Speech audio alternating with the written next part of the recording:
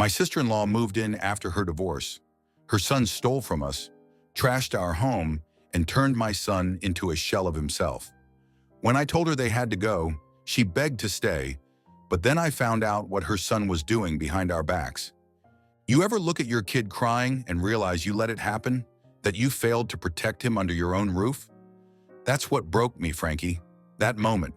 My son sobbing in the backyard because his cousin destroyed the one thing he cherished most, and I let it get that far. My sister-in-law Rebecca and her 16-year-old son Kyle moved into our house 3 months ago after her divorce was finalized. What started as a temporary arrangement to help the family has turned into a nightmare that is tearing our household apart. The problems began almost immediately. Kyle had no sense of boundaries or respect for our home. Within the first week, I caught him going through my son Danny's room, claiming he was just looking for a phone charger. Danny is 14 and has always been protective of his space, especially his collection of baseball cards and video games that he has been building for years. When I brought this up with Rebecca, she laughed it off. She said boys will be boys, and that Kyle was just trying to bond with his younger cousin. My wife Sarah agreed, saying I was being too strict and that we needed to give them time to adjust to living together. But the incidents kept happening. Kyle would take Danny's gaming headset without asking, use his expensive baseball glove for pickup games in the yard, and even wore Danny's favorite jersey to school one day. Each time, Rebecca had an excuse. Kyle forgot to ask, or he thought it was okay since they were family now, or Danny was not using it anyway. The situation got worse when Kyle started inviting friends over without permission. Our quiet suburban home became a hangout spot for loud teenagers who left trash around and tracked mud through the house. When I asked Rebecca to talk to Kyle about house rules, she became defensive. She accused me of being unwelcoming and said Kyle was going through a difficult time with the divorce. Sarah found herself caught in the middle. She wanted to support her sister, but could see that I was getting frustrated. Every conversation about Kyle and Rebecca turned into an argument between us. Sarah would defend her sister initially, then later admit privately that maybe I had a point, but she never wanted to confront Rebecca directly. The breaking point came on a Saturday morning when Danny discovered that his prized signed baseball from a local minor league player was missing. This ball meant everything to him. He had waited 3 hours after a game to get it signed, and it sat proudly on his shelf as his most treasured possession. We found Kyle playing catch with it in the backyard with 2 of his friends. When Danny saw what was happening, he ran outside screaming for them to stop. The ball was scuffed and dirty, the signature smudged beyond recognition. Danny broke down crying right there in the yard. I was furious. This was not borrowing or sharing. This was destroying something irreplaceable that belonged to my son. I marched into the house and confronted Rebecca immediately. I expected her to be horrified and apologetic. Instead, she rolled her eyes. She said it was just a baseball and that Danny needed to learn to share. She claimed Kyle did not know it was special and suggested we could get another signed ball sometime. She acted like I was overreacting to a simple mistake. I could not believe what I was hearing. This was not about money or replacement value. It was about respect and the fact that her son had taken something precious from my child and ruined it through carelessness. That night, Sarah and I had our biggest fight yet. She was finally starting to see how serious the problem had become, but she still felt torn between supporting her sister and protecting our son. She asked me to be patient, just a little longer, while Rebecca got back on her feet financially. 2 weeks later, while Sarah and I were at work and the boys were supposed to be at school, I got a call from our neighbor, Mrs. Chen. She said there were strange cars in our driveway and loud music coming from our house. It sounded like a party was happening in the middle of a Tuesday afternoon. I left work immediately and raced home. As I pulled into the driveway, I could hear music thumping from inside the house. The front door was propped open, and teenage voices echoed from every room. My heart pounded as I walked through my own front door. The living room was destroyed. Pizza boxes and soda cans covered every surface. Someone had spilled something sticky on our white carpet that was already staining. Muddy footprints led everywhere, and the smell of cigarettes hung in the air, despite our strict no-smoking rule. I found Kyle in the kitchen with about 8 other teenagers, none of whom I recognized. When he saw me, his face went pale. He immediately started making excuses, saying it was just a few friends and they were about to clean up. The house told a different story. I ordered everyone out immediately. As the teenagers filed past me, some looked embarrassed while others seemed annoyed that their party was ending. Kyle tried to apologize, but I was too angry to listen. I told him to go to his room and wait for his mother to get home. When Rebecca arrived that evening, I was ready for her. I showed her the stained carpet, the damaged coffee table, and the cigarette burn on our dining room table that someone had tried to hide with a placemat. I explained that Kyle had thrown a party during school hours with complete strangers in our home. Rebecca listened with her arms crossed. When I finished, she sighed and said she would talk to Kyle about it. She pointed out that no permanent damage was done and that teenagers make mistakes. She even suggested that maybe we should be grateful Kyle felt comfortable enough in our home to have friends over. I was speechless. She was actually trying to spin this as a positive thing. Sarah walked in during this conversation and immediately saw the damage. For the first time since her sister moved in, I watched my wife get truly angry with Rebecca. Sarah told her sister that this was unacceptable and that Kyle needed to face real consequences. She said we had been more than patient, but our generosity was being taken advantage of. Rebecca looked shocked that Sarah was not automatically taking her side. The argument that followed was intense.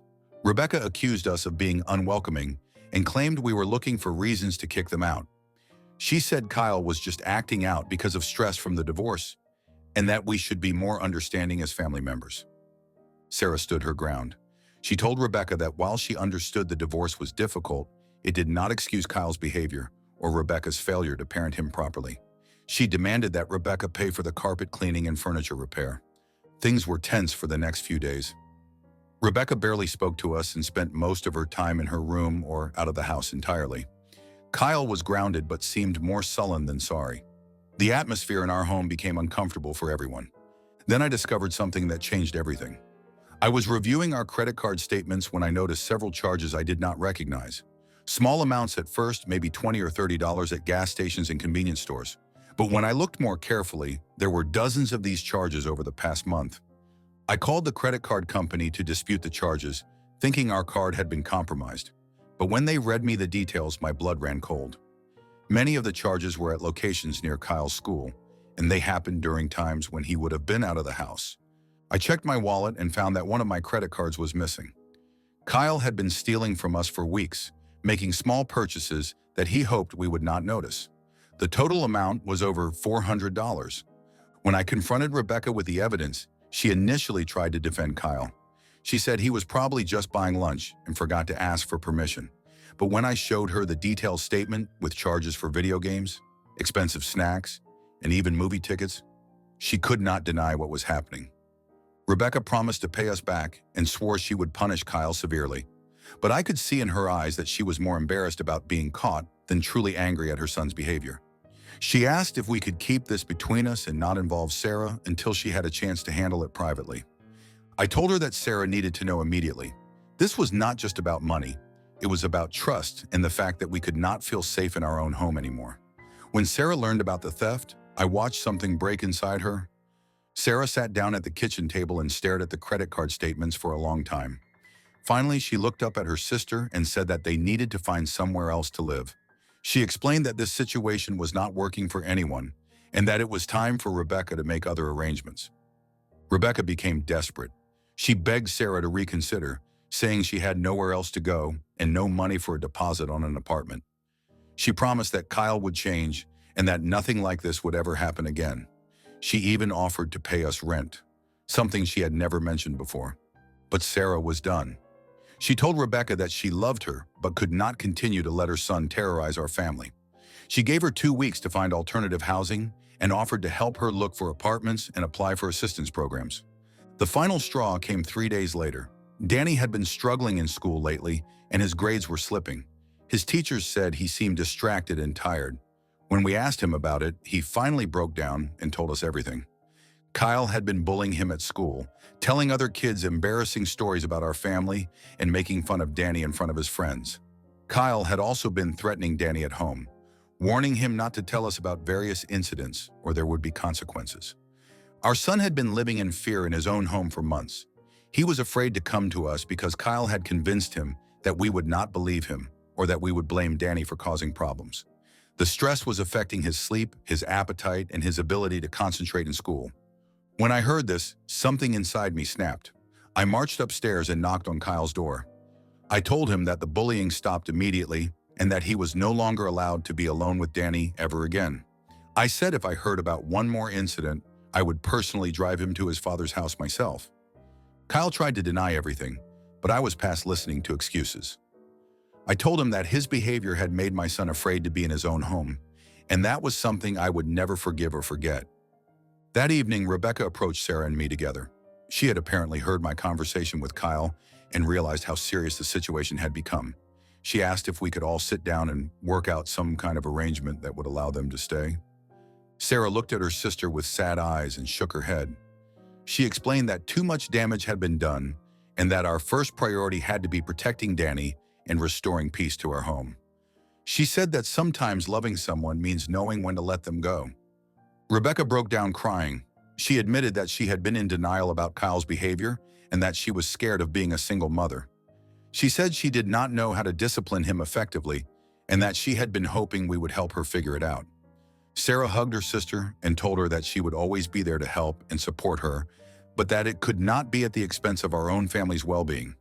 She offered to help Rebecca find resources for single parents and suggested that Kyle might benefit from counseling to deal with his anger about the divorce. They moved out the following weekend. Rebecca found a small apartment across town, and Kyle enrolled in a different school district. The transition was difficult for everyone, but especially for Sarah, who felt guilty about asking her sister to leave.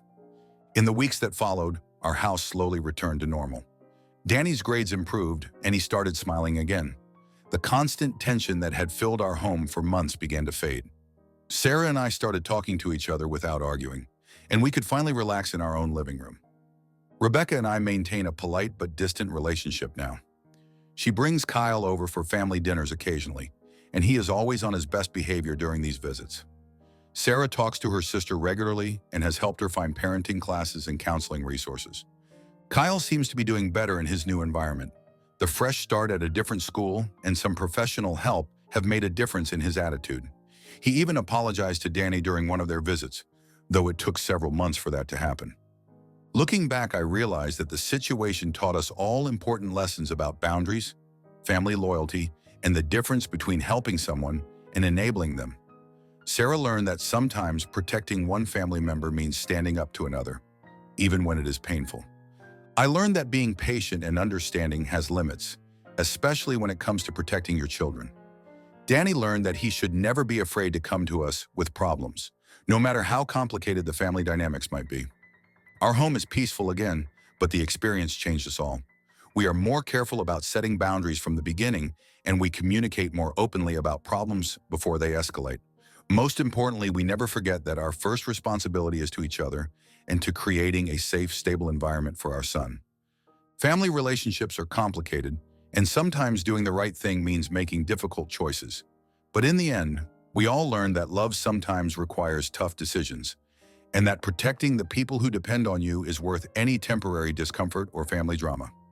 The house feels like home again, and that makes all the difficult conversations and hard decisions worthwhile.